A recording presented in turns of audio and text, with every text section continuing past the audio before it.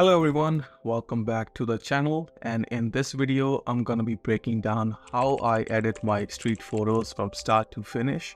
All the photos we're gonna be editing today are from downtown Ottawa on the Remembrance Day. I had the opportunity to capture some unique moments that we're gonna be editing together. All of those photos were shot on this A7 IV with the Sigma 70-200 f2.8 lens. This lens is absolute masterpiece when it comes to the image quality and the sharpness, and I'm so happy that I have this lens in my bag. If you're curious about how these photos were taken, there is a full POV video that's already on the channel, so make sure check the description, or I will try to put the link here or here somewhere on the video. So before diving into the editing process, let's get one thing straight. There is no right or wrong way of editing the photos. Editing is deeply personal. Some people like to push each slider all the way up to max, and some people like minimal edits. When I started editing my photography in the past, I was obsessed with every single detail. Clarity, sharpness, you name it. I was moving every single slider all the way up. And to be honest, all those photos that I was editing before, they weren't that good. I used to believe more adjustment equal better photo, but that's not the case. Nowadays, I like to keep my edits to the minimal.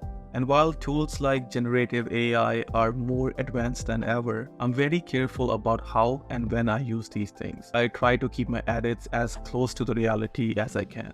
Street photography is about capturing the life as it is. It's about preserving their reality, so when you go back and take a look at these photos, you can remember how life used to be. I think that's why I don't like to use any generative fills when it comes to my personal photos. But hey, if you are someone who like to use generative fill even in your street photography, go ahead. It's about what makes you happy as a creator. Okay, I think that's enough. Now we can get started. I'm gonna be using Lightroom to edit these photos, but you can use anything that you like.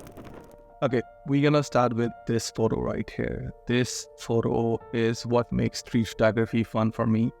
I approached this gentleman and I told him his mustache was looking really good, and he said he was going to say the same thing. So I asked him if I can take his photo, and he was a little nervous, but I hit him with the compliment again, and he was like, you know what, let's take a photo. So when we talk about the quality of this lens, if I zoom in, you can literally count every single hair on his face. That's how good this lens is. Okay, so first thing first, let's hit the crop. I want to get this board out of the way. The exposure down slightly. Place the whites, bring the blacks down. Let's add contrast with the S-curve. Lift the blacks up and bring it down slightly here. I think the photo is a little too warm, so we're gonna make it a little less warm, about this much, and let's just add a little bit of vignetting. Set some vignetting, feather the vignetting down, and move the midpoint as well. And also we're gonna take the clarity out of the image. This was before, this is after. This is the second image that we're going to be editing. So I'm going to paste the settings that I copied and see what else I want to do to this image. I think I'm going to create a mask to the subject, actually select the background. So what I want to do is reduce the saturation from the background. So let's do that. This is looking good. And also I want to darken the background a little bit, not too much. I think the entire image needs a little bit of exposure down. It's good. Before, this is after. Just crop it in slightly. There you go. That's the second image. Okay, this photo was also shot at 200mm. These guys were really high up on the building, and I thought this makes a good photo. So let's edit this one as well. I think I'm going to use the geometry tool here. Just manually add the once. So we want this line to be straight, and we want this line to be straight. Good. We also want this line to be straight. Perfect. And I think it's a personal thing, but I really like this white blown out background. And I think I'm gonna actually blow it out even more. Let's darken the blacks, lift the whites up even more. I mean, if I want, I can just go use the eraser tool or remove tool and start removing all these patches. But again, like, that's not reality, right? So we're gonna leave it the way it is. So this is the final image. Not too much, not too little, just enough. Okay, let's edit this one. I'm gonna press X to bring the vertical layout. That's good. I'm gonna paste the settings that we had before, which is just the adjustment to the contrast, lighting.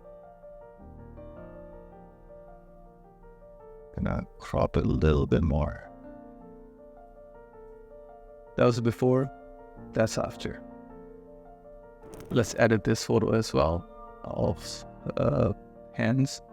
First thing you can see, there's literally no details in the hand. So we're gonna bring down the highlights to bring details back into the image. And let's crop the image as well. I think I'm gonna go with the vertical crop for this image, like so.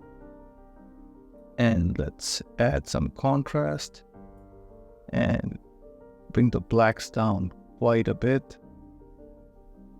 And we're gonna add crazy amount of vignetting in this one. Think like this.